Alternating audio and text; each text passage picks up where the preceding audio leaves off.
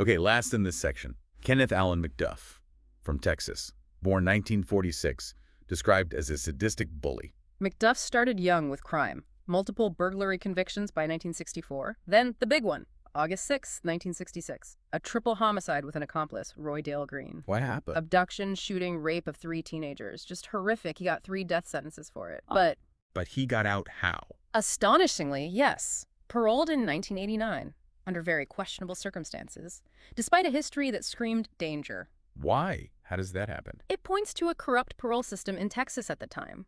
Prison overcrowding, relaxed standards, a catastrophic failure. One victim's parent even said, they are going to have blood on their hands, those people who turned him loose. And they were right. Tragically, yes. McDuff started killing again almost immediately after release. Seraphia Parker, Brenda Thompson, Regina Deanne Moore, others. So they caught him again? Eventually, yes. Yeah. Got another death sentence in 93. Executed by lethal injection, November 17th, 1998. Did he show any remorse? What was his mindset? His mindset seems revealed by one of his chilling statements. Killing a woman's like peeling a chicken, they both squawk. Just complete sadism, total emotional disconnect. Unbelievable. Any insight into why? His upbringing? Dysfunctional again. Sources point to a domineering, violent mother who often refused to accept he did anything wrong, likely fostered that lack of remorse, that sense of entitlement. So his case is a stark warning. A catastrophic warning about parole systems needing to be rigorous, about recognizing risk and not letting convenience or flawed policies unleash predators. Some people, sadly, remain a danger. Okay, as we move toward wrapping up, let's look at partnerships in crime and this idea of the core child. First, Douglas Daniel Clark and Carol Neri Bundy, the Sunset Slayer case. Right. Clark was on death row at San Quentin, a prison with a long, dark history itself. His accomplice was Carol Mary Bundy. Bundy's background? Troubled. Like so many others, yes. Abuse, early criminal behavior. Their partnership formed amidst sexual exploits, manipulative relationships.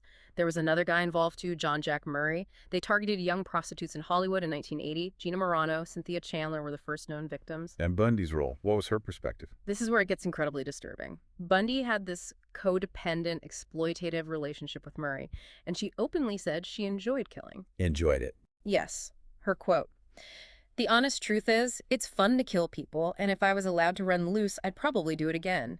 She even acknowledged it sounded sick, psycho, but insisted it's kind of fun. Wow. Just pure malevolence, stated plainly. How does anyone get there? It's a glimpse into a deeply broken psyche, isn't it? Just terrifying. Clark, interestingly, had a middle-class background, unlike Bundy. So contrast there. How did he view her? With contempt, apparently. Yeah. Called her that half-blind bitch who shit-canned her kids. He maintained his innocence later, focusing on his own decline in prison, saying they're killing an innocent man. Even in partnership, there was this toxic dynamic. And the trial had issues. Major issues. Clark's lawyer was allegedly often drunk, evidence got lost or ignored, and Bundy told numerous lies, which were largely accepted. So she testified against Clark? Yes, and got a life sentence for it, while contributing heavily to his conviction. It raises big questions about police work, Bundy's manipulation. Did they frame Clark as the main guy, even though Bundy and Murray killed others too? Another case highlighting potential flaws in the justice system. How manipulation can twist outcomes. Okay, finally, Henry Lee Lucas, the confession killer. Lucas, yeah. Once on death row in Texas, famous for confessing to hundreds of murders, though many were later disproven. His childhood, let me guess. Profoundly troubled. Broken home, alcoholic father, violent prostitute mother, extreme neglect, physical abuse, exposed to crime constantly, became addicted to alcohol very young. The core child idea seems relevant here. Very. Dr. R. Joseph's analogy captures it. Just as the living tree retains its early core, within the core of each of us is the child that we once were. This child constitutes the foundation of what we have become. Exactly. And crucially, no matter how well it is cared for, it will never completely outgrow any neglect when it was just a sapling. Lucas experienced 10 out of 13 negative childhood factors the FBI linked to future criminality. 10 out of 13, so that damaged sapling foundation. Yeah. How did it play out? You see it clearly. Crime started early, escalated to sexual offenses. In prison, severe emotional distress, that foundational neglect showing through. Released, chaos continued. Partnered with Otis Toole. And the confessions. Why so many, often contradictory. It's a psychological puzzle. Many confessions lacked proof. Some were impossible, claiming murders in different states at the same time. It seems like a complex mix.